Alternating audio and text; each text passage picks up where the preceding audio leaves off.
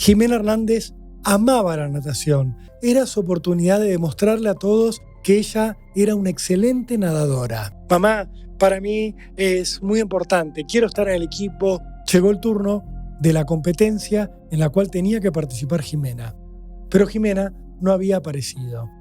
El secuestro más grande de droga que se había registrado en toda la historia argentina taparía el caso de Jimena Hernández. Insólitamente, las autoridades del colegio hablaban de la intimidad de Jimena para tratar de desviar el foco de atención. Esto fue una muerte accidental de una chica de la cual hay que pensar las peores cosas. La víctima es una niña y lo que la rodea es un enorme aparato de poder.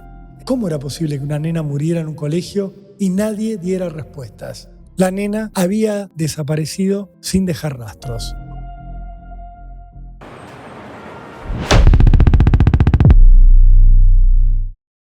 El siguiente podcast está basado en hechos reales. Muchos de los casos aquí presentados aún permanecen sin resolverse. Todas las opiniones, conjeturas o hipótesis expuestas a lo largo de los episodios no constituyen en ningún caso acusaciones formales hacia los individuos mencionados. Jimena Hernández es uno de los 3 ángeles caídos de la historia criminal argentina. Junto a Nair Mostafá y a María Soledad Morales, el de Jimena Hernández es uno de los episodios que han marcado para siempre la vida y la tradición de las costumbres más profundas de los argentinos. ¿Por qué? Porque su caso se mete con cuestiones muy esenciales. La víctima, de más está decirlo, es una niña y lo que la rodea es un enorme aparato de poder. En el invierno de 1988, Jimena Hernández tenía solo 11 años y estaba atravesando uno de los momentos más difíciles de su existencia. Junto a sus hermanos, Lucas y Lucía, se estaba acomodando a una nueva realidad. Sus papás, Jorge Alberto y Norma, se acababan de separar hacía apenas 3 meses. Jorge Alberto Hernández, su padre, había dejado la casa familiar ubicada en el barrio de Caballito y se había ido a vivir a otro lado. Para Jimena Hernández esto era un trago difícil de atravesar.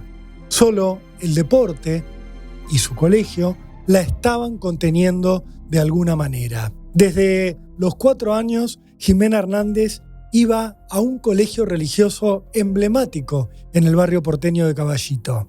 Se llamaba Instituto de la Santa Unión de los Sagrados Corazones y estaba ubicado en el cruce de Seguí y Neuquén, justo enfrente de la Plaza Irlanda. El colegio le daba, entre otras cosas, a los que eran sus amigos más cercanos desde los 4 años, pero también una formación deportiva. Jimena Hernández amaba la natación, tanto que la practicaba todos los fines de semana y durante las colonias de verano en el Club Atlanta.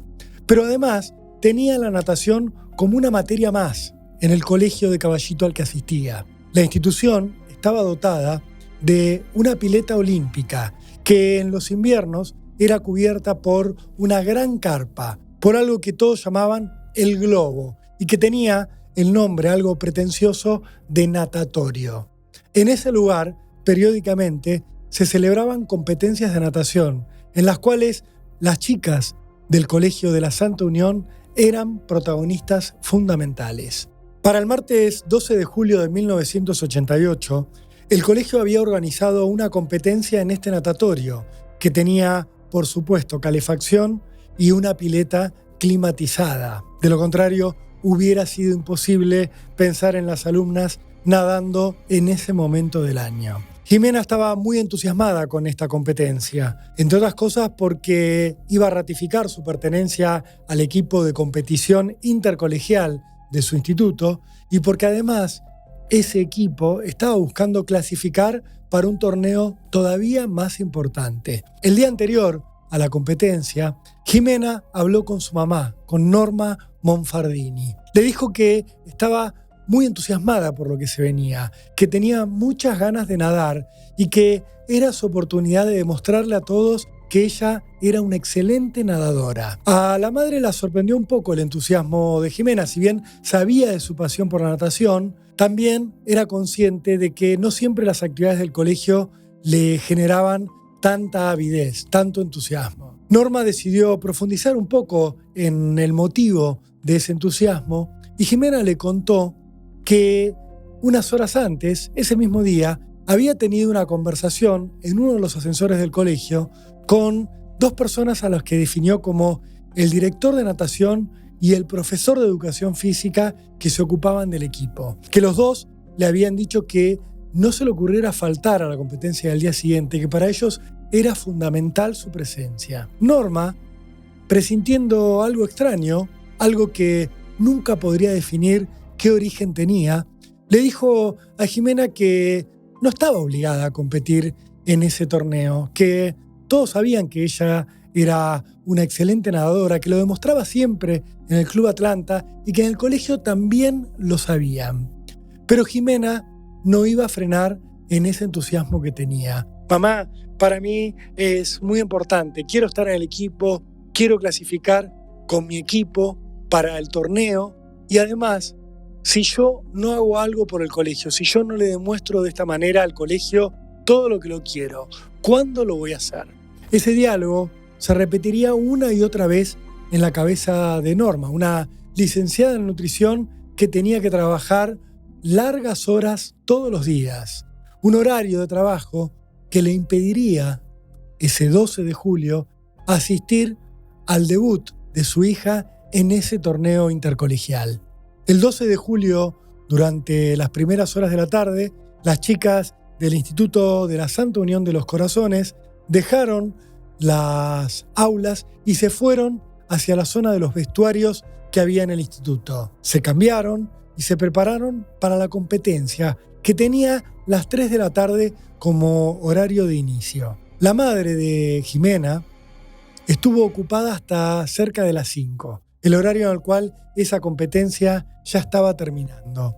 La mujer terminó su trabajo y corrió hacia el colegio a ver si lograba ver los últimos minutos de la competencia, si llegaba a ver a su hija todavía vestida con el traje de baño, metida en la pileta o quizás recibiendo algún premio, o al menos lo que pensaba Norma era estar en el momento exacto en que su hija saliera a la calle y pudiera contarle cómo le había ido en esa competencia que tanto la había entusiasmado en la previa. Norma llegó al colegio a las 5 en punto.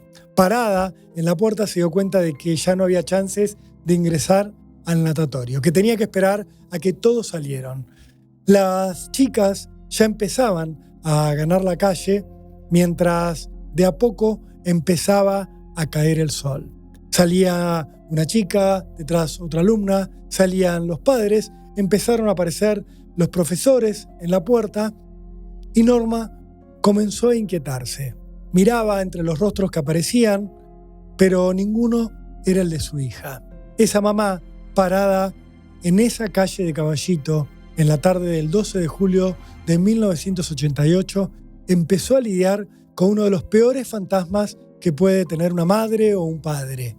El fantasma de que a tu hijo o a tu hija le pase algo cuando lo dejaste al cuidado de otros, en el colegio, en el club o en la casa de un amigo. El miedo a que el momento del reencuentro no se produzca jamás. Salieron más de 50 personas mientras Norma seguía esperando. Esperaba y esperaba, pero Jimena no aparecía. De a poco comenzó a preguntarles a quienes se le acercaban: ¿la viste a Jimena? ¿Sabés por dónde está? ¿Se estará cambiando todavía? ¿Por qué se está demorando? Norma fue recibiendo respuestas muy disímiles. Una profesora, que ella nunca pudo identificar, le dijo: yo la vi a Jimena que volvía hacia el interior del colegio a buscar los útiles, porque se los había dejado allí. La docente se fue, Norma siguió esperando y se encontró con la portera de la institución. También a ella le preguntó por Jimena y la portera le dijo: no, de ninguna manera Jimena pudo haber ido de nuevo hacia las aulas porque en traje de baño, en hojotas, mojadas, a las chicas no les permitimos el reingreso a lo que es el instituto. así que tendrá que esperarla afuera. Pero Norma siguió esperando y Jimena nunca apareció. La mujer decidió ingresar a la parte de la recepción del colegio, ya sabiendo que el natatorio estaba vacío, que todos los que habían concurrido a la competencia, los alumnos, los docentes, los padres que habían asistido como público, se habían retirado. Ante la falta de respuestas, pidió prestado un teléfono. Lo que quería era hablar con su exmarido, con Jorge, con el papá de Jimena, y comunicarle lo que estaba ocurriendo. La hija de ambos no aparecía por ningún lado, y esto era por demás inquietante. Hasta donde sabía Norma, Jimena se había cambiado en el vestuario antes de empezar la competencia junto al resto de las chicas.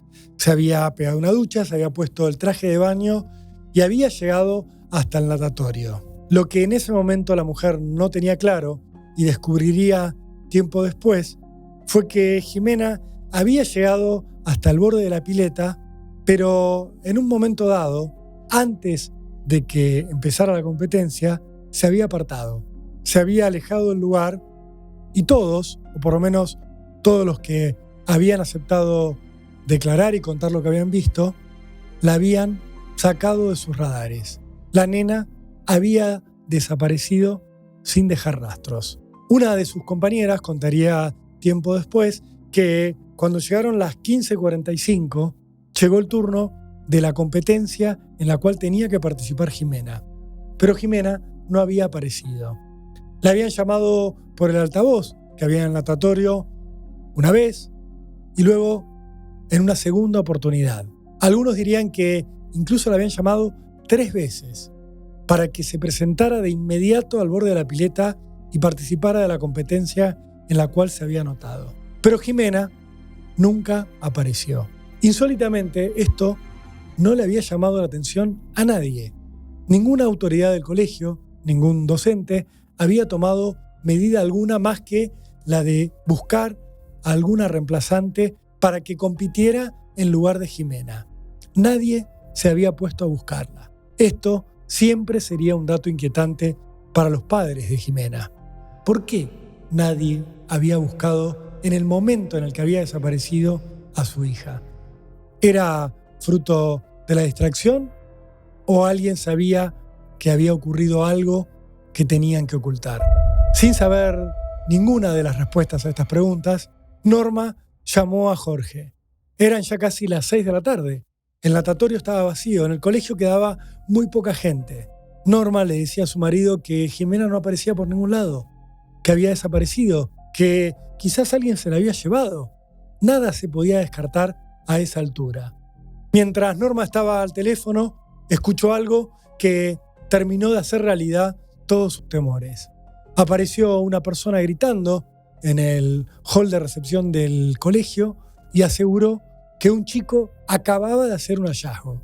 Era un nene que se había olvidado las antiparras al lado de la pileta y había decidido regresar al natatorio cuando ya todos se habían ido. Al volver hacia la pileta, el nene se había puesto a mirar el borde, se había puesto a mirar el agua, a ver si sus antiparras habían caído allí y había descubierto algo totalmente tenebroso. En el fondo de la pileta, debajo del agua, había un cuerpo.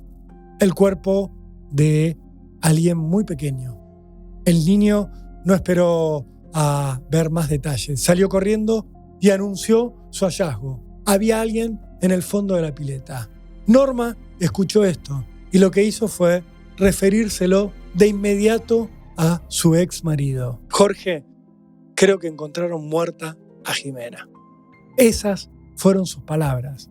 Palabras que quedarían grabadas para siempre en la cabeza de Jorge, que escuchaba en tiempo real y por teléfono lo que estaba ocurriendo en el colegio de su hija, que se enteraba de esta forma macabra que su hija había dejado de existir. Al grito de este chico lo siguió una serie de movimientos que Norma nunca pudo reconstruir del todo, porque ella estaba en shock. Lo que estaba escuchando era que su hija estaba en el fondo de la pileta. No había ninguna duda para ella. Rápidamente le confirmarían ese dato que la dejó fuera de toda posibilidad de comprensión de lo que estaba pasando a su alrededor. Jimena había muerto ahogada en esa pileta que ella tan bien dominaba. Al colegio comenzaron a llegar bomberos, médicos, policías. Al colegio llegaría también Jorge, el papá de Jimena, mientras su ex esposa trataba de ingresar al natatorio sin éxito. A la mujer no la dejarían entrar a la pileta. Ella nunca podría ver cómo había aparecido realmente su hija, dónde exactamente la habían encontrado.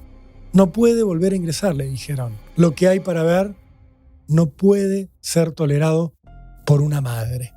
Los bomberos sacaron del fondo de la pileta a Jimena, los médicos la revisaron, pero ya no había nada para hacer. La chiquita de solo 11 años estaba muerta. Comenzaba así un misterio enorme y un dolor para sus padres que no terminaría jamás. Saltaba a la vista lo extraordinario de la situación. ¿Cómo era posible que una experta nadadora se hubiera ahogado y hubiera terminado en el fondo de la pileta? ¿Cómo era posible que nadie la hubiera escuchado caer, que nadie la hubiera visto, que la nena no hubiera gritado? ¿Puede alguien caer al agua sin hacer ruido, sin ser visto por sus compañeros, por sus docentes, por el público que asiste a una competencia? Todas estas preguntas comenzaban a acumularse en la mente de Norma y en la mente de Jorge, pero no tanto en el pensamiento de las autoridades del colegio y en la mente del juez al cual le cayó el expediente que se abrió por la muerte de Jimena Hernández. El magistrado se llamaba Luis Sebasco y lo primero que hizo, como hubiera hecho cualquier otro juez, fue ordenar una autopsia urgente sobre el cuerpo de la niña. El resultado le llegó muy rápido. Los forenses le informaron en una hoja que contenía detalles que luego se demostraría eran dudosos, que Jimena Hernández había muerto por asfixia por sumersión. Es decir, que se había ahogado.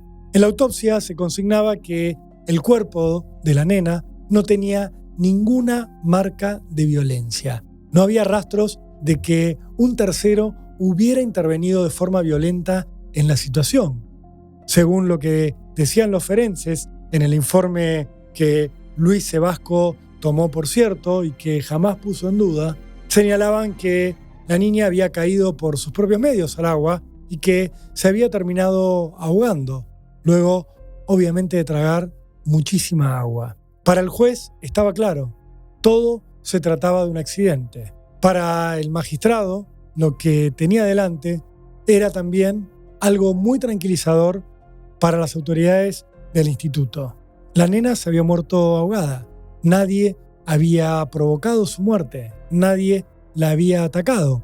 Quizás alguien había cometido una imprudencia, pero no se podía hablar de un asesinato adentro de un colegio católico en el barrio de Caballito.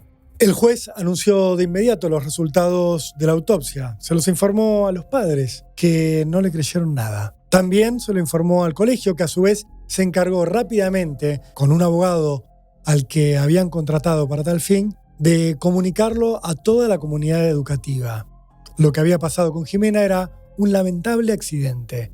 No había que pensar en nada más. La noticia, de todas formas, era inquietante. Una niña muerta en una institución, cuando estaba al cuidado de sus docentes, no era un tema menor. Pero en ese momento, justo en ese día exacto, los medios estaban distraídos con otra noticia que era de suma trascendencia. La policía había desbaratado a una organización de narcotraficantes que respondía directamente, según decían, al cartel de Medellín, a la organización de drogas de Pablo Escobar.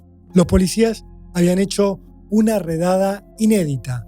Habían detenido a 8 personas y habían secuestrado en Avellaneda y en la capital federal 587 kilos de cocaína. Era el secuestro más grande de droga que se había registrado en toda la historia argentina.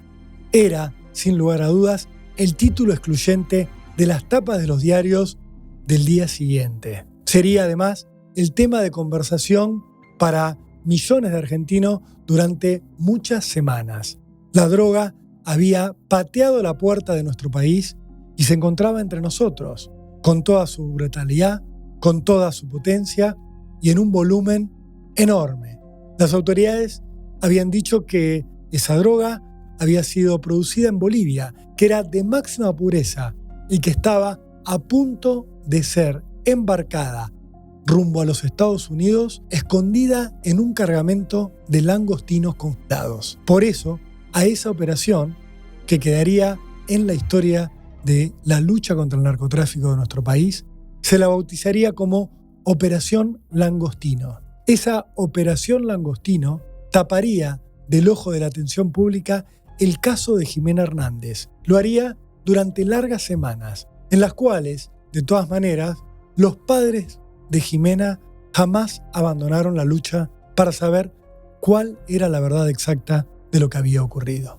El juez Sebasco aprovechó la distracción mediática para tomar el expediente y meterlo adentro de uno de los cajones de su escritorio. Así lo mantuvo durante más de 75 días, un tiempo muy valioso para una investigación criminal que terminó encerrado en ese cajón, un tiempo que se perdió para siempre y que provocó la destrucción de una enorme cantidad de pruebas. Además del juez, el colegio se aferró a este cajoneo de la causa Jimena Hernández. Quien era entonces el rector del instituto, Jorge Sobrino, se aferró a la hipótesis que contenía ese expediente cajoneado. Trató de tranquilizar a todos aquellos que llegaban hasta el colegio a hacer preguntas incómodas sobre Jimena.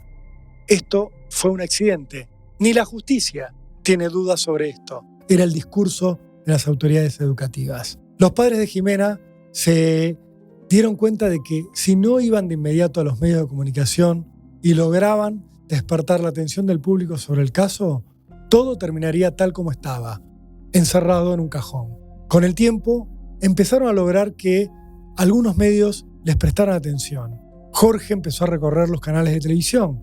Norma hizo lo mismo. En todos lados repetían lo mismo. En un colegio religioso de Caballito asesinaron a nuestra hija. Jimena Hernández no sufrió un accidente. A Jimena la mataron en la pileta de un colegio religioso. La noticia terminó por hacerse centro de la atención de todos los medios de la Argentina. De un lado para otro, los padres de Jimena iban desperdigando la noticia. ¿Cómo era posible que una nena muriera en un colegio y nadie diera respuestas? Así fue como Norma Monfardini logró que el juez Sebasco finalmente la recibiera. La mujer le dijo al magistrado: mire, yo no tengo dudas de que a mi hija la mataron. Yo logré ver su cuerpo. La miré cuando la estábamos despidiendo y vi que tenía moretones en el rostro, que tenía moretones en el cuello. Alguien le hizo daño a mi hija. El juez Sebasco, según contaría Norma, le respondió con mucha altanería: yo soy el único que va a investigar este caso. Y esto fue un accidente. El magistrado lo tomó como un desafío que él no dejaría pasar por alto. Lo que hizo el juez fue por demás polémico. Sin decirles nada a los padres de Jimena, les entregó a las autoridades del colegio una copia de la autopsia que le habían hecho al cuerpo de la niña. Con esa copia de la autopsia, las autoridades del instituto desarrollaron un texto macabro, casi tan macabro como lo que uno podría esperar de quien está escondiendo un asesinato. Ese texto era un comunicado que las autoridades del instituto se encargaron de difundir entre todos los padres de los alumnos del Instituto de la Santa Unión.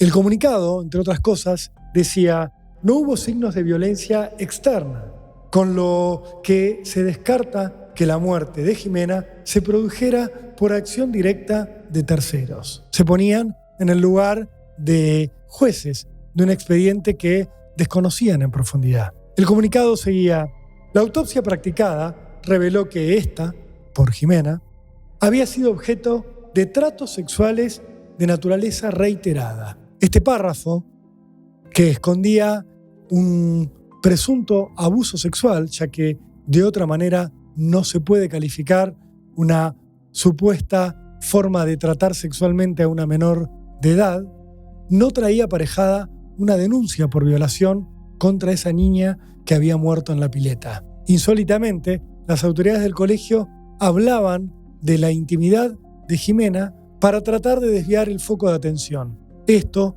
fue una muerte accidental de una chica de la cual hay que pensar las peores cosas.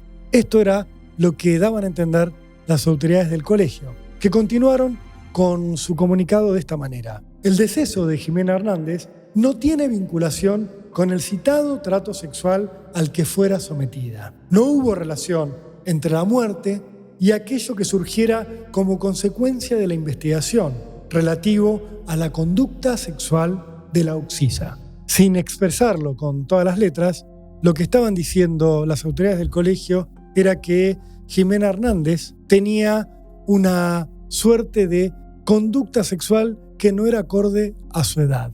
Eso que debió haber sido considerado como una violación, ya que no se puede pensar en una conducta consentida por parte de alguien que solo tiene 11 años en lo que tiene que ver con lo sexual, era tomado por las autoridades del colegio como una forma de desprestigiar a la víctima, con datos de una autopsia que cada vez se hacía más dudosa. En el comunicado, las autoridades del colegio insistían: al no haber aparecido siquiera tóxicos en su cuerpo, ni restos de semen en el orificio rectal, estando intacta la zona vaginal y siendo por otra parte de naturaleza reiterada los presuntos actos aberrantes a que hiciera referencia y que surgen del informe pericial, nada indica que ese día hubiera sido sometida Jimena Hernández ni que quien lo hiciera provocara su muerte. En otras palabras, lo que estaban diciendo las autoridades del colegio,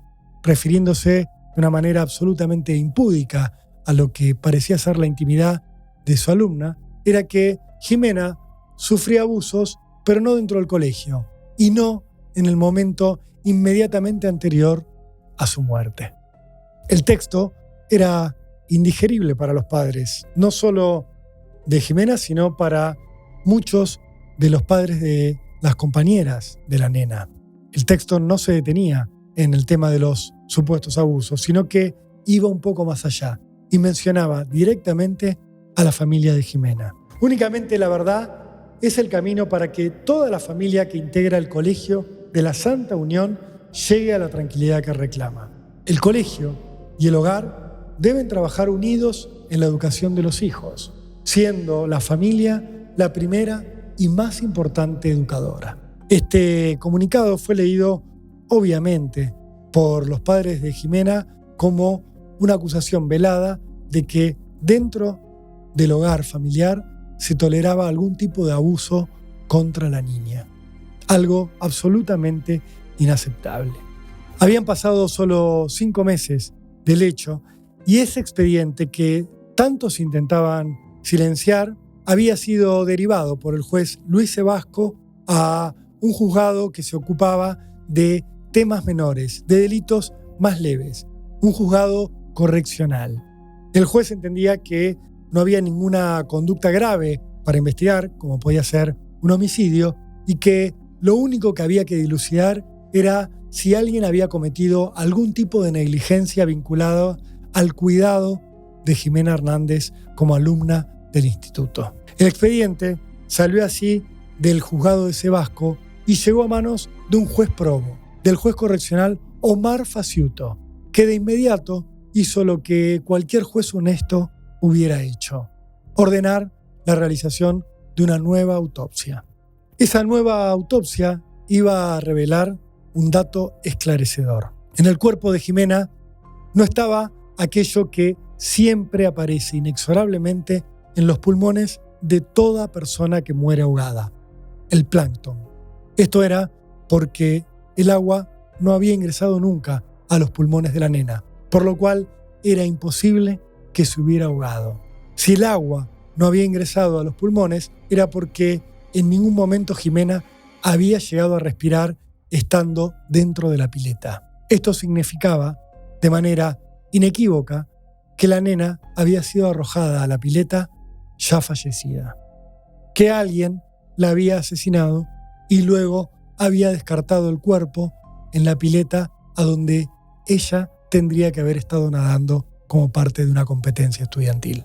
La autopsia señalaba que esa muerte, ese crimen espantoso, había sido cometido por alguien que le había tapado la boca con una de sus manos. Probablemente cuando intentaba silenciarla, le había apretado la boca y la nariz, dejándole una marca de un dedo pulgar en una de sus mejillas. Los investigadores luego entenderían que esa sofocación se había producido mientras Jimena luchaba por escapar de una situación que la tenía aterrorizada, una situación que muy probablemente tenía que ver con un intento de abuso sexual. La autopsia, esta segunda autopsia, revelaría que Jimena no había muerto por asfixia por sumersión, había muerto por asfixia por sofocación. Le habían tapado la boca y la nariz hasta que había dejado de respirar. Luego sí, la habían arrojado a la pileta. La autopsia también revelaría que en el cuerpo de Jimena no había rastros extraños en ninguna parte de su intimidad. Todo aquello que se había dicho sobre supuestas conductas sexuales de la nena eran falsedades. Lo único que se había encontrado era un rastro compatible con el terror que la niña había sufrido y que evidentemente los forenses, voluntaria o negligentemente, habían decidido confundir con signos de una práctica sexual de larga data. Una auténtica maldad. Una maldad que luego interpretarían los padres de Jimena como una decisión para ensuciar a la víctima para evitar que se investigara qué había ocurrido realmente. Entre tantas preguntas que se abrían entonces, aparecían las que tenían que ver con en qué momento se había arrojado el cuerpo de Jimena al natatorio. Hay que pensar en algo. Para el instante en el cual alguien había arrojado el cuerpo de la niña a la pileta, el lugar estaba lleno de gente, o esa gente acababa de salir de la pileta. Pero si se trataba de la segunda opción, había que pensar necesariamente en alguien que conocía los manejos del colegio, que quizás integraba el plantel de quienes trabajaban allí, que había logrado acercarse hasta la pileta cuando ya todos habían ido, y mientras la madre de la víctima estaba reclamando su aparición. Empezó entonces un gran debate. ¿Cómo habían hecho para tirar el cuerpo? Si la pileta estaba cubierta por un globo, había que pensar en el ingreso. Y ese ingreso estaba ubicado solamente en una puerta que comunicaba al natatorio con el colegio. Una puerta giratoria, la misma que había usado Jimena para entrar. Las autoridades del colegio aseguraron que quizás alguien había logrado abrir el globo, levantar la lona que cubría el natatorio y meter a Jimena por debajo para luego tirarla a la pileta.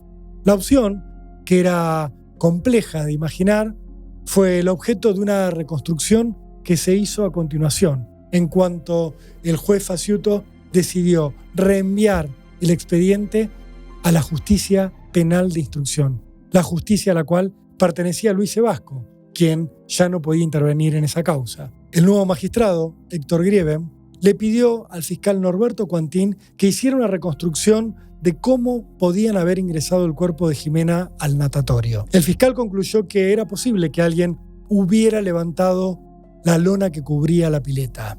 Sin embargo, esta parecía una posibilidad remota. ¿En qué momento habían sacado a Jimena del interior del natatorio? ¿A dónde la habían atacado? ¿Dónde había ocurrido el asesinato? ¿Y cómo la habían reingresado desde el exterior hasta llevarla al borde de la pileta para poder arrojarla? Una testigo aseguró a los padres de Jimena Hernández que había visto cómo un hombre se acercaba acompañado de otro cargando un bolso o algo envuelto en lonas hasta el borde de la pileta, justo unos minutos después de que todo el lugar fuera evacuado. Era la abuela de una compañera de Jimena Hernández. Pero insólitamente, nadie la citó a declarar hasta mucho tiempo después, hasta que estuvo muerta por causas naturales. Ese testimonio quedó solo en la memoria y en poder de los padres de Jimena, que cada vez empezaron a ver más y más indicios de que alguien estaba cubriendo lo que realmente había pasado con su hija. Para ese momento, el nuevo juez de la causa pidió que le enviaran los resultados de los análisis que se habían hecho sobre lo que tenía puesto Jimena en el momento en el cual habían encontrado su cuerpo. Esto era simplemente un traje de baño, una malla enteriza. Allí surgió un nuevo indicio de que alguien había estado tratando de tapar lo que realmente había pasado. La respuesta que le dieron al juez fue que su predecesor, el juez Luis Sebasco, había olvidado la malla de Jimena Hernández en uno de los cajones de su escritorio. Allí, el traje de baño había pasado meses. Para el momento en el cual el nuevo magistrado, Héctor Greven, recuperó el traje de baño, la tela ya estaba cubierta de hongos. Igual, el juez mandó a analizar ese traje de baño. Y entonces hubo otra revelación. En el traje de baño había restos de una sustancia que se conoce como fosfatasa ácido prostática. Es una sustancia que solo está presente en el semen. Si el laboratorio no había logrado encontrar semen propiamente dicho, era por la degradación que había sufrido la muestra. Pero la presencia del ácido indicaba que en ese traje de baño había caído al menos una o más gotas de semen. Enterado de este dato, Jorge Hernández pidió que se hiciera un análisis de ADN, que se tratara de dilucidar de quién era el código genético que había dejado esa mancha. La respuesta de la justicia fue que no se realizaban análisis genéticos en la Argentina.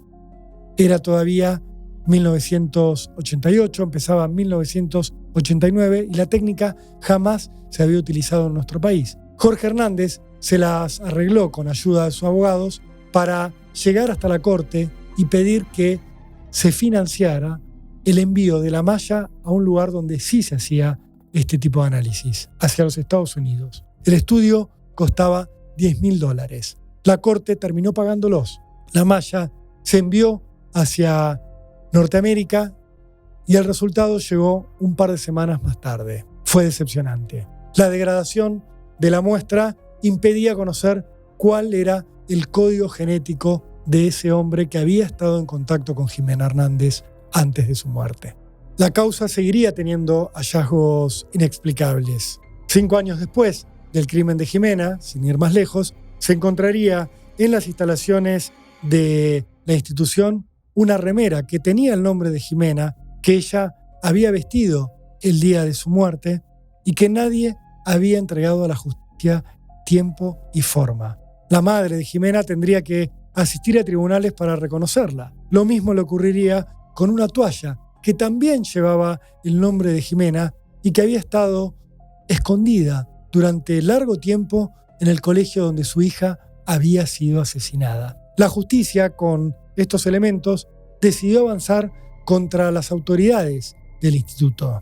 El juez Greven fue imputando uno a uno a directores, docentes y guardavidas vinculados a la actividad que se había realizado aquel 12 de julio de 1988 en el colegio. Las imputaciones iban desde participación en el asesinato de Jimena hasta el encubrimiento del hecho. Era una tarea dificilísima la de probar estos hechos, pero la familia de Jimena estaba convencida de que ese era el camino. Mientras el colegio seguía haciendo reuniones con los padres, llegaría a convocar a más de 500 responsables de chicos que asistían al instituto para decirles que se tranquilizaran, que el único problema que había en toda la situación era que Jimena Hernández había tenido algún tipo de vínculo inmoral con algún personal perteneciente al instituto, pero que esto había ocurrido a espaldas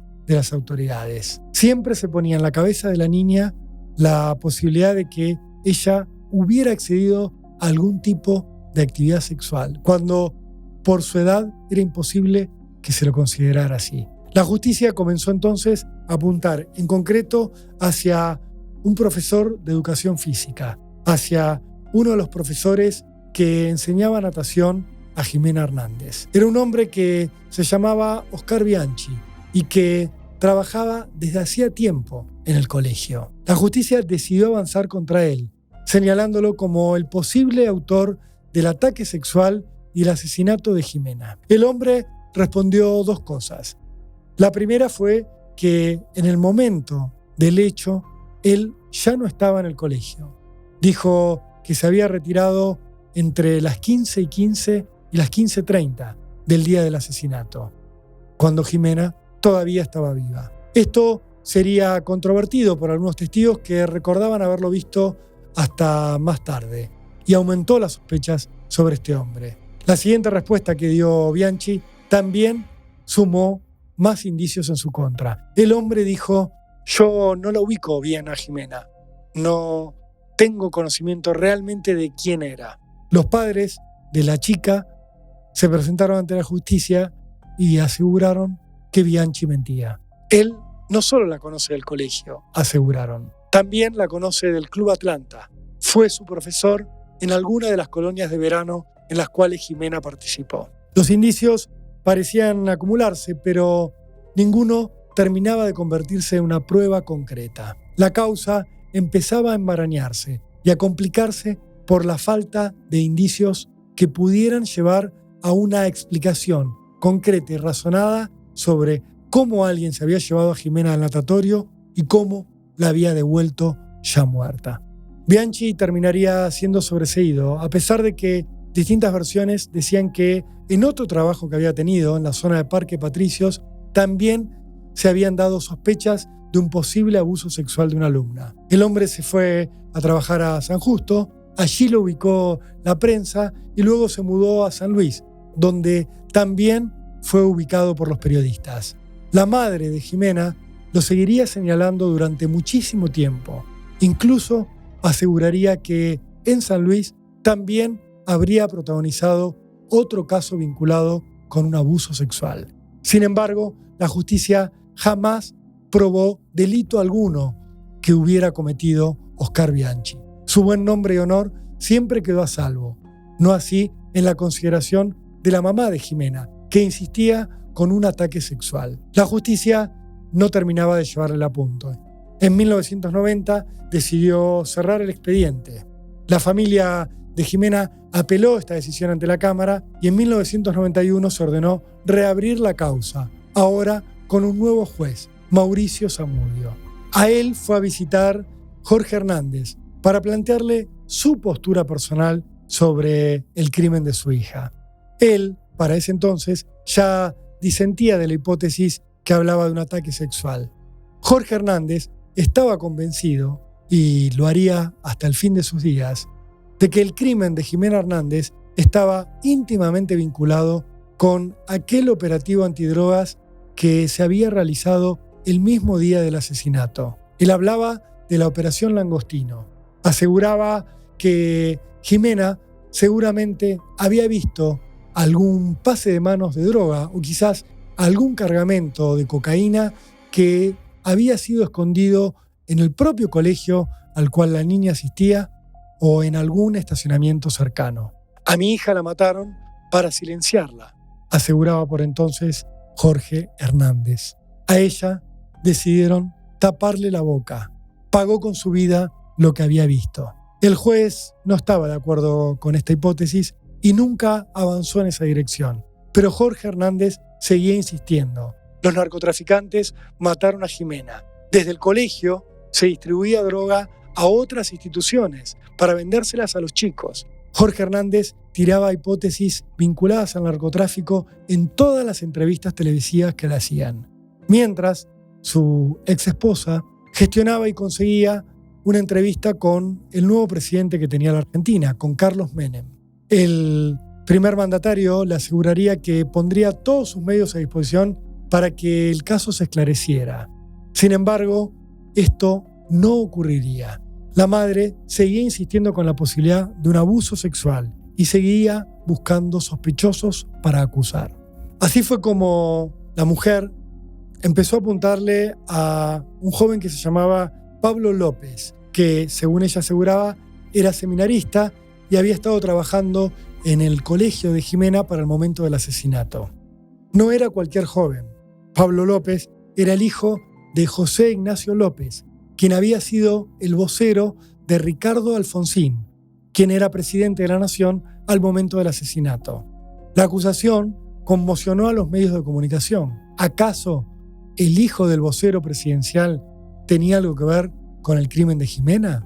¿Acaso eso podía explicar por qué se habían perdido tantas pruebas? ¿Por qué se había dejado pasar tanto tiempo para averiguar qué había ocurrido realmente? Pablo López, sin embargo, se presentaría a la justicia y daría todas las explicaciones que le exigían no ya fiscales y jueces, sino los padres de Jimena Hernández. El joven terminaría siendo sobreseído de todo cargo y demandaría a la mamá de Jimena por las calumnias y las injurias que había vertido en su contra. Esta denuncia marcaría el estado en el cual se encontraba la madre de Jimena. La justicia la convocó para que diera explicaciones y su abogado pidió que le hicieran una pericia psicológica. El resultado fue que la mujer, pasados ya más de 5 años del asesinato de su hija, no estaba en condiciones de responder a una acusación penal. No estaba en pleno uso de sus facultades. Algo similar ocurría con Jorge Hernández, con el papá de Jimena, quien, peleado ya con todo su entorno y con todo aquel que dijera que a Jimena no la habían matado los narcos, terminó por enfrentarse con Carlos Viater, el abogado que representaba a su ex esposa. Jorge Hernández lo acusó al abogado de participar de alguna manera del encubrimiento de lo que realmente le habían hecho a Jimena Hernández. El abogado no se quedó callado ante esta acusación y decidió demandar a Jorge Hernández por injurias. La segunda demanda del mismo tono que se tejía alrededor del caso de Jimena. Demandas que no conducían al esclarecimiento del caso, pero que sí conducirían a Jorge Hernández a prisión. El hombre se presentó en el programa de Mirta Legrand para contar su sufrimiento y la falta de respuestas que encontraba en la justicia, y al salir de los estudios de televisión, frente a las cámaras, se encontraría con un patrullero de la Policía Federal, que se lo llevaría detenido a cumplir con la pena que le habían impuesto por las injurias que había proferido contra el abogado de su ex. Jorge se descompensó, terminó internado en un hospital y se escapó de allí para seguir gritando su verdad. La policía volvió a ubicarlo y terminó enviándolo durante 30 días al penal de Devoto. Paradojas de las investigaciones criminales en la Argentina, el padre de la víctima terminaba detenido y no por su vinculación con el asesinato, que se mantenía impune. El 11 de junio de 2002, Jorge Hernández reaparecería en público, pero ahora en la legislatura porteña. Ese día, los legisladores tenían que decidir si avalaban la designación de Luis Sebasco, el primer juez que había tenido la causa de Jimena Hernández, como fiscal general de la ciudad de Buenos Aires. Hernández se presentó en la legislatura para tratar de impedir ese nombramiento. A los gritos, exclamó que ese magistrado había sido el primero en encubrir, en su opinión, el asesinato de su hija Jimena. Nadie le llevaría el apunte. Y Luis Sebasco, el primer juez del caso Jimena, terminaría siendo designado como jefe de los fiscales de la ciudad de Buenos Aires.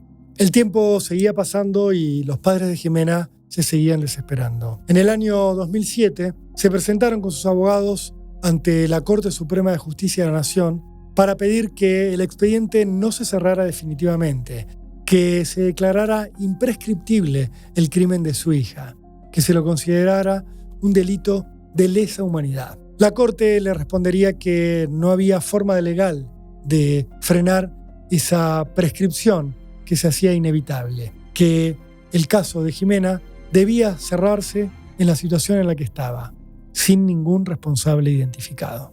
En 2020, a los 70 años, Jorge Hernández terminaría muriendo. Se fue a la tumba sin saber quién había asesinado a Jimena Hernández, mucho menos conociendo el motivo por el cual ese crimen había ocurrido. De alguna manera todos, salvo él, su ex esposa y los hermanos de Jimena, habían seguido con su vida. El instituto privado a donde había ocurrido el asesinato de Jimena había cambiado de nombre en 1993 y había seguido funcionando. Al día de hoy sigue siendo un colegio religioso ubicado entre los más importantes del barrio de Caballito. Los funcionarios judiciales, las autoridades eclesiásticas y los responsables del colegio donde asesinaron en 1988 a Jimena Hernández siguieron adelante con sus vidas y con sus carreras como si nada hubiera ocurrido. Todos ellos colaboraron para que aún hoy el caso de Jimena siga siendo uno de los grandes símbolos de la impunidad en la historia argentina. Esto es Barbano en Hechos Reales, un podcast de Resumido. Si querés saber cuándo aparece cada nuevo capítulo, suscríbete a nuestro canal de YouTube.